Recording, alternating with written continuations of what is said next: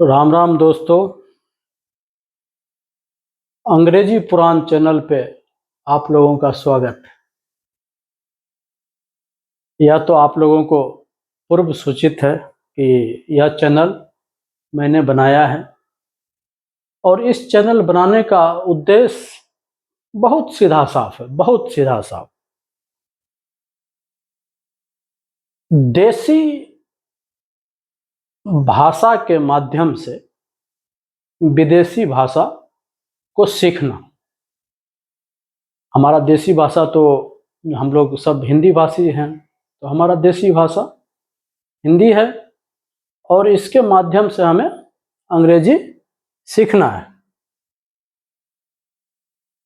इस चैनल का नाम मैंने अंग्रेजी पुराण रखा क्योंकि यहाँ पे अंग्रेजी सीखते सीखते ही बहुत कुछ सीखना है। मेरे इस चैनल का जो लोगो है उसमें लिखा हुआ है English for life and English for exams. तो सबसे पहला तो ये होगा कि इंग्लिश फॉर लाइफ चले। लाइफ में आजकल तो आप लोग देखते हैं कि आजकल जो वेब सीरीज आती है, सिनेमा आता है, इसमें भी जगह जगह पे अंग्रेजी का प्रयोग किया जाता है।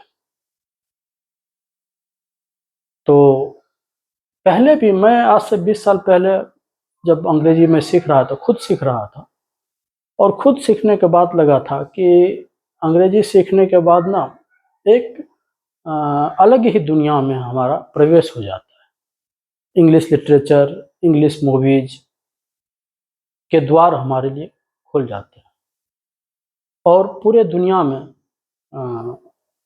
हजारों लाखों बोलियां हैं, लेकिन सबसे ज़्यादा बोलने और समझने वाले लोग अंग्रेजी के ही हैं। अंग्रेजी यदि जान लें, समझ लें, तो ये जीवन में तो उपयोगी है ही, और साथ ही आजकल के जितने भी सरकारी जॉब के एग्ज़ाम्स आते हैं, चाहे एसएससी हो, एसएससी में तो प्री में टियर 1 में 50 मार्क्स के और मेंस में शायद 135 मार्क्स के अंग्रेजी के प्रश्न आते हैं। तो वो डिसाइडिंग फैक्टर होता है। यदि अंग्रेजी आप वहाँ पे सही कर गए तो जॉब भी मिल जाएगा। तो अंग्रेजी हर लिहाज से ज़रूरी है। अंग्रेजी पुराण पे हम लोग जो चैनल मैंने बनाया है, इस पे मेरा उद्देश्य रहेगा कि धीरे धीरे ये आज जो है, ये आज मेरा पहला वीडियो है। इससे पहले मैंने कभी वीडियो बनाया नहीं किसी भी प्रकार का। आज लाइफ में पहली बार वीडियो मोबाइल के माध्यम से, संसाधन अभी कम है, एक व्हाइट बोर्ड लाए हैं। पता नहीं इस व्हाइट बोर्ड पे जो लिखेंगे वो आप लोगों को दिखेगा भी या नहीं दिखेगा, लेकिन धीरे धीरे आगे बढ़ेंगे। कारज धीरे होत है काहे होत अधीर, धीरे धीरे होता, सब कुछ धीरे धीरे ही होता है। तो अंग्रेजी की जहाँ तक बात करते हैं, तो मान लीजिए अंग्रेजी क्या है। अंग्रेजी है एक लैंग्वेज, एक भाषा। भाषा का जो कभी अतीत में हमारे पूर्वजों के द्वारा हर क्षेत्र में अनेक भाषाओं का खोज किया गया, तो किस उद्देश्य से किया गया होगा? भाषा का क्या उद्देश्य? भाषा का उद्देश्य है कि हम अपनी भावों को, हम अपनी भावनाओं को दूसरे तक पहुंचा सके और दूसरे की भावनाओं को हम खुद समझ सके। जैसे अभी जो मैं बोल रहा हूँ, यह भाषा के माध्यम से बोल रहा हूँ, और ये एक सुगठित भाषा है। जो हिंदी है एक सुगठित भाषा है। इसके जो समझने वाले हैं, वो जो मैं बोल रहा हूँ वो समझेंगे। तो मेरे जो भावना है और जो विचार हैं, भावनाओं और विचारों का जो संप्रेषण होता है, जो ट्रांसफर होता है एक व्यक्ति से दूसरे व्यक्ति के बीच में, वो होता है भाषा के माध्यम से। तो लैंग्वेज जो है, लैंग्वेज ग्रुप ऑफ सेंटेंसेज है। लैंग्वेज कई सेंटेंसेज मिलकर, हजारों लाखों, एक सेंटेंस हो सकता है, 2 सेंटेंस हो सकता है, या 1000 सेंटेंस हो सकता है, इनसे मिलकर लैंग्वेज का निर्माण होता है। और सेंटेंस का निर्माण होता है वर्ड्स से मिलकर, और वर्ड्स का निर्माण होता है लेटर्स से मिलकर, और लेटर का निर्माण होता है ध्वनि से। तो जो मूल चीज होती है, हम कोई ध्वनि, ये जो हम जो बोल रहे हैं, ये हमारे भीतर से ध्वनि प्रकट हो रही है। तो प्रारंभ में जब भाषा विकसित नहीं हुआ होगा, तो एकाध ध्वनि, जैसे अभी गाय बकरी है, कुत्ते हैं, वो सिर्फ लिमिटेड उनके पास में एक ध्वनि है। जैसे कुत्ता भौंकता है, तो भौंकने के अलावे उसके पास में ध्वनि का और कोई रूप नहीं है। बिल्ली के पास में एक ही रूप है। इसी तरह जो भी जानवर है, जो भी एनिमल्स है, सबके पास ध्वनि का एक ही फॉर्म है। सिर्फ मनुष्य है कि अनेक ध्वनि को संयोजित कर सकता है। तो वही ध्वनि के संयोजन से पहले लेटर का निर्माण हुआ, जिसे कि हम लोग अक्षर कहते हैं या वर्ण कहते हैं, और लेटर के संयोजन से वर्ड्स का निर्माण हुआ। कि जैसे वर्ड, इसमें क्या देखते हैं, WORD, तो एक लेटर ये, एक लेटर ये, एक लेटर ये, एक लेटर ये, 4 लेटर मिलके एक वर्ड का निर्माण हुआ। तो लेटर जब मीनिंगफुल तरीके से, मीनिंगफुल, ध्यान रखिएगा कि मीनिंग, जो भी लेटर संयोजन जो भी हो, चाहे लेटर का संयोजन वर्ड्स में हो या वर्ड का संयोजन सेंटेंस में हो, उसका मीनिंगफुल होना चाहिए, जिब्रिश नहीं होना चाहिए, अलबल नहीं होना चाहिए कि कुछ से कुछ एक वर्ड का राम, जैसे हम ये लिख दें, राम वर्ड ईट, तो ये जो संयोजन है, इन संयोजन का कोई मीनिंग नहीं है, तो ये बेकार हो गया, ये जिब्रिश हो गया, ये अलबल हो गया। मीनिंगफुल होना चाहिए, जो भी हम लिखें, जो भी हम बोले, तो वो मीनिंगफुल होना चाहिए। तो भाषा का जो बेसिक इकाई हुआ, पहले तो लेटर, आप लोग जानते हैं कि अंग्रेजी वर्णमाला में 26 लेटर्स होते हैं, और उन्हीं लेटर्स से लाखों शब्द, ऐसा कहा जाता है कि इंग्लिश डिक्शनरी में कम से कम 1 मिलियन वर्ड्स है जो यूज होता है। बाकी जो बोटनी का वर्ड है, जोलॉजी का वर्ड है, इकोनॉमी का वर्ड है, वो सबका वर्ड यदि मिला दे तो लाखों की संख्या में अंग्रेजी में वर्ड्स हैं। और उन वर्ड्स से मिलकर क्या बनता है, सेंटेंस। और सेंटेंस का परिभाषा है कि a meaningful combination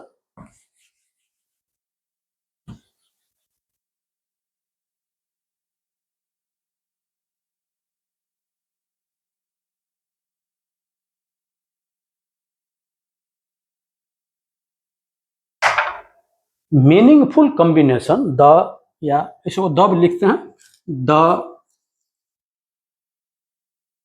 meaningful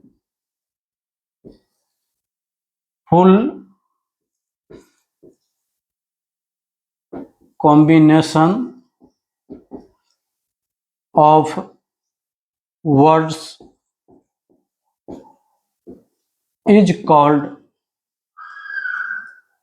a sentence। Meaningful संयोजन जो होता है, अर्थपूर्ण वर्ड्स का जब अर्थपूर्ण संयोजन होता है, तो उसको हम लोग क्या कहते हैं, सेंटेंस। तो किसी भी लैंग्वेज की बेसिक इकाई जो हुआ, जो फंडामेंटल यूनिट हुआ, वो हुआ सेंटेंस। और सेंटेंस के 2 कंपोनेंट होते हैं। There are 2 components of a sentence. क्या क्या होते हैं वो, एक होता है सब्जेक्ट, बिना सब्जेक्ट के कोई सेंटेंस बन ही नहीं सकता है।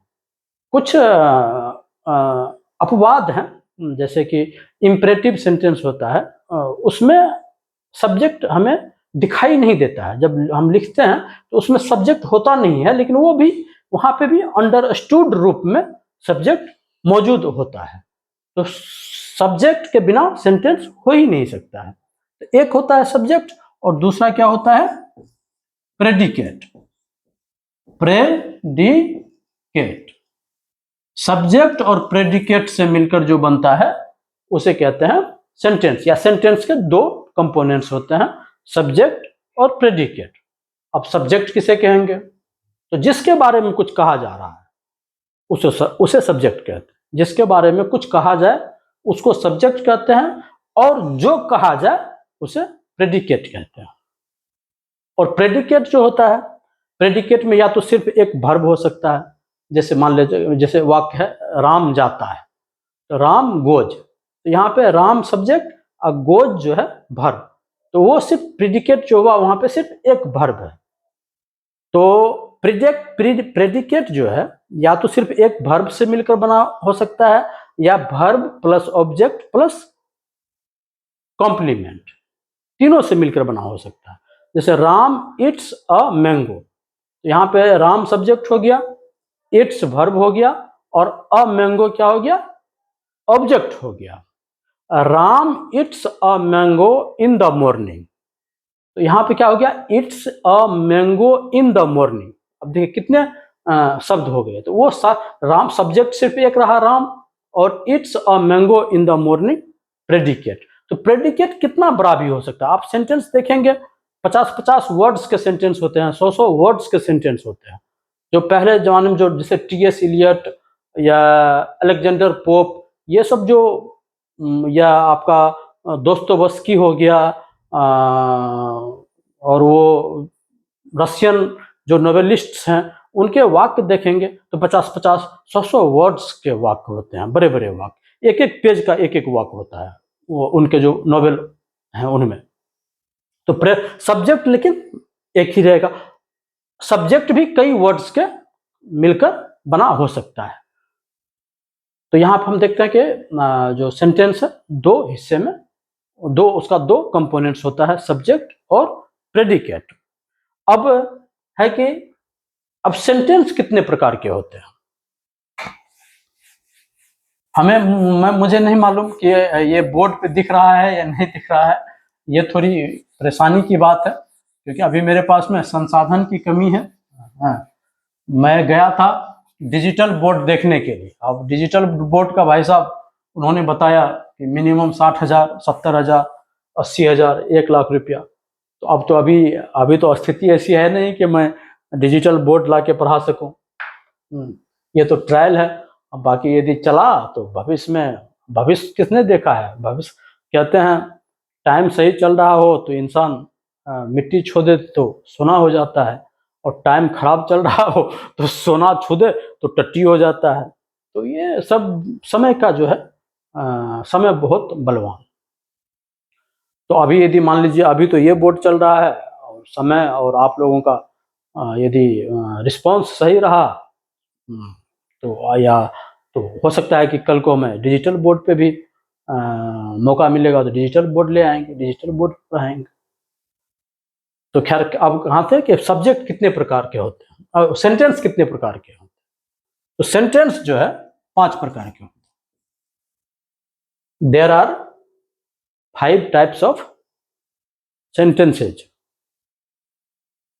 5 प्रकार के में ही दुनिया में जितने सेंटेंस लाखों करोड़ों अरबों सेंटेंस, वो सभी सेंटेंस 5 कैटेगरी में जो है उन्हें समेटा जा सकता है। 5 टाइप्स कौन कौन से होते हैं? तो पहला जो टाइप है वो है असर्टिव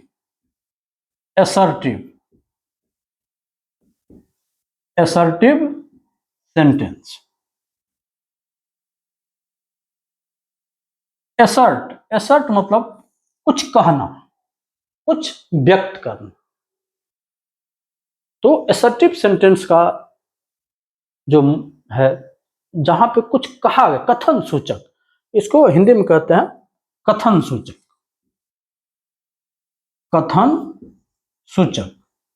जहां कुछ स्टेटमेंट दिया जाए, कुछ असर्ट किया जाए, तो उस सेंटेंस को कहते हैं असर्टिव सेंटेंस। अब असर्टिव सेंटेंस भी एक तो होता है कि हम कुछ कहते हैं, और एक होता है कि हम कुछ नकारते हैं। तो इसके भी दो रूप होते हैं, एक होता है अफर्मेटिव अफर्मेटिव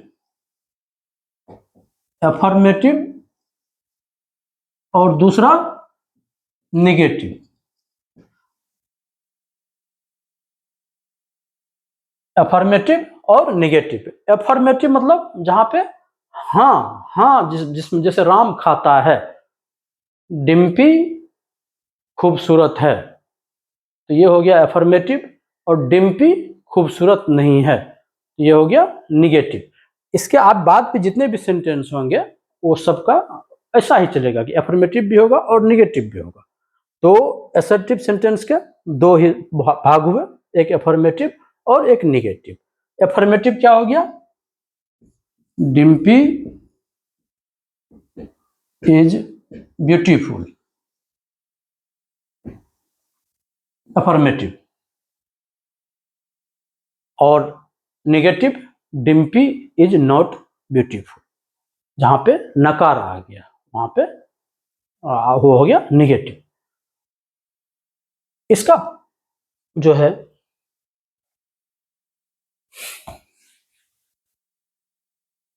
ये हो गया आपका अफर्मेटिव निगेटिव असर्टिव का।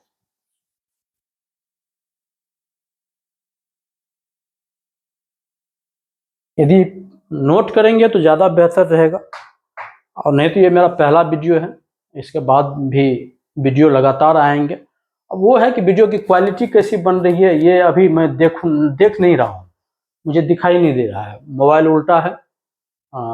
इससे पहले सीधे जैसे सेल्फी लेते हैं उस तरीके से मैंने बनाया, तो पता चला कि ये अक्षर उल्टा हो जा रहा है, तो अभी आपने उल्टा कर दिया है। अब इसको बनाने के बाद देखेंगे कि क्या क्वालिटी बन रही है। अब पहला टाइप क्या था? असर्टिव। अब दूसरा टाइप क्या हो गया? सेंटेंस का दूसरा प्रकार हो गया इंट्रोगेटिव। इंट्रोगेटिव इंट्रोगेटिव मतलब इंट्रोगेट। इंट्रोगेट मतलब होता है प्रश्न पूछना, क्वेश्चन करना। इंट्रोगेटिव सेंटेंस का क्या हो गया? प्रश्न सूचक। प्रश्न सूचक प्रश्न सूचक जो वाक्य होंगे उन्हें क्या कहेंगे? इंट्रोगेटिव। अब इसके भी अफर्मेटिव होंगे और निगेटिव होंगे। अब जैसे क्या क्या डिम्पी सुंदर है, तो ये क्या हो गया? Affirmative interrogative. Is Dimpy beautiful. और इसी का निगेटिव क्या हो जाएगा? इज डिम्पी नॉट ब्यूटीफुल, तो हो गया निगेटिव। इसके हम आगे जब चलेंगे, अभी तो सिर्फ ये इंट्रोडक्टरी है, इसमें ज़्यादा कुछ खास होता नहीं है पढ़ने पढ़ाने को, ये सिर्फ टाइप्स ऑफ सेंटेंस है।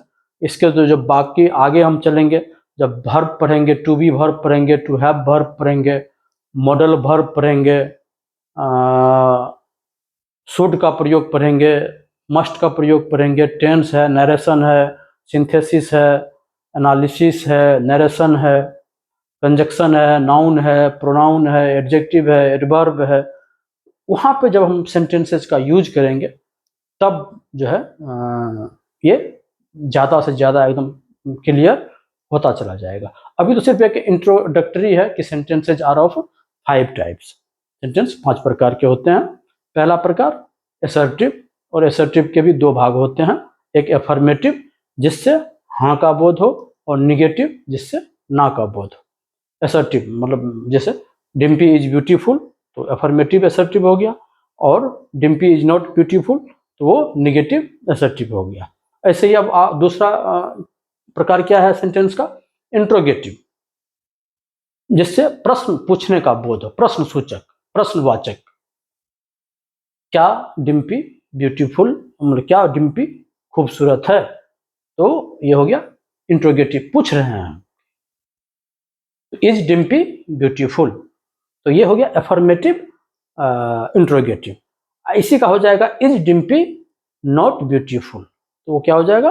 निगेटिव इंट्रोगेटिव है। लाखों सेंटेंस बनेंगे जब धीरे धीरे जब इस पे हम लोग आगे बढ़ेंगे, जब यूसेज में आएंगे तो इसके लाखों सेंटेंस बनेंगे। अब इंट्रोगेटिव के बाद तीसरा है इम्परेटिव। आज इम्परेटिव में कुछ देखते हैं। इम्परेटिव में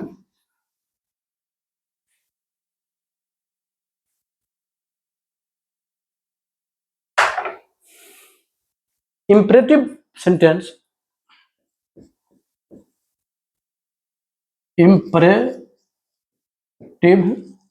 सेंटेंस, इम्परेटिव इसका मतलब होता है आज्ञा सूचक।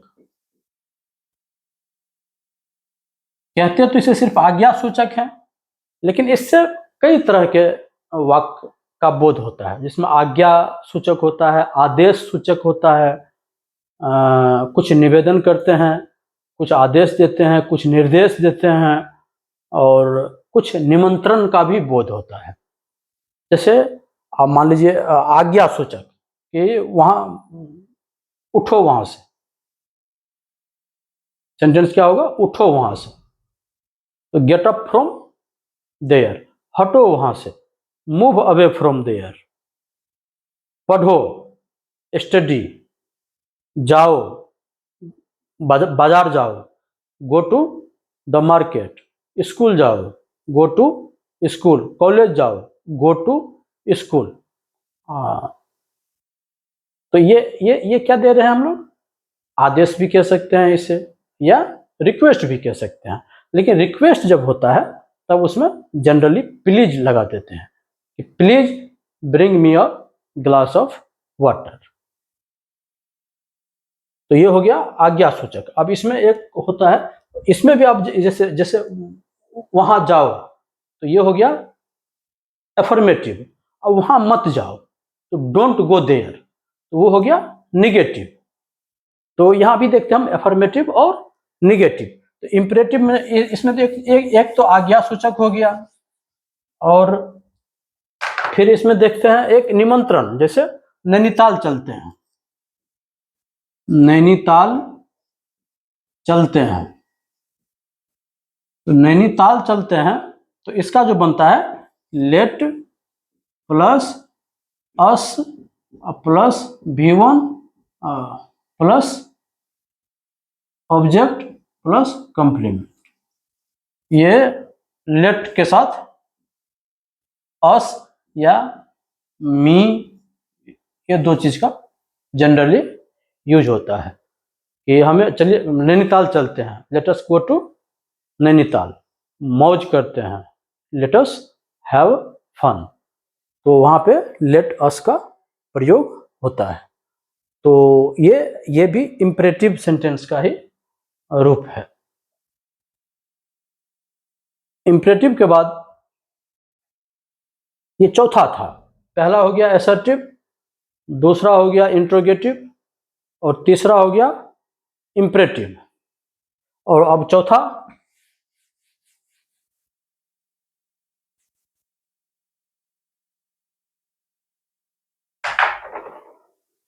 ऑप्टेटिव। ऑप्टेटिव इसको हिंदी में कहते हैं कामना सूचक, कामना सूचक या इच्छा सूचक। इस सेंटेंस के माध्यम से हम कोई कामना व्यक्त करते हैं या कोई इच्छा व्यक्त करते हैं, किसी को आशीर्वाद देते हैं, किसी को श्राप देते हैं कि तुम जाओ मर जाओ, मे यू डाई, राजा हमारा राजा लंबा समय तक जिए, may our king live long. तो इसमें generally may plus subject plus object plus complement. तो मे,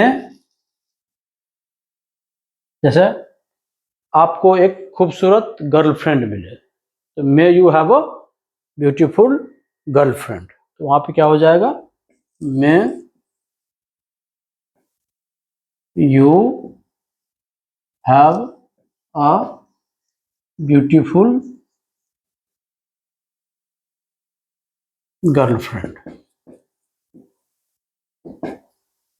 ये हम उसके लिए, किसी के लिए, आपके लिए कामना कर रहे हैं। तो ऐसे ही जब कामना करते हैं या किसी को श्राप देते हैं कि तुम्हारा नुकसान हो जाए, तुम्हारा व्यापार डूब जाए, तो may your business go to ruins, या मे सिंपल सिंपल कहेंगे, या सिंपल में कहेंगे may your business be closed. इस तरह से इसको बनाते हैं।